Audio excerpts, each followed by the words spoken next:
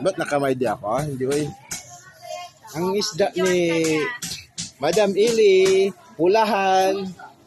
Pulahan, ayan na po. Ang pulahan ni Madam Ili. Tag 140 ang kilo. Okay. Ang ganda-ganda na ng talipapa niya. Pesto. Ang ganda.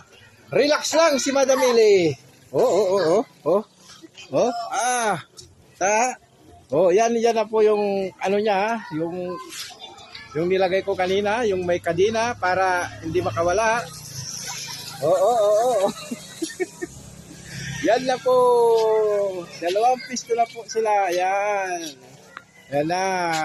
Parang grocery lang. Ganda. Pulong-pulok agad. Ayan na.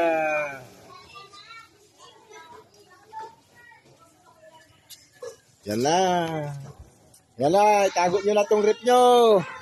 Makita ko pa yung bukas dyan.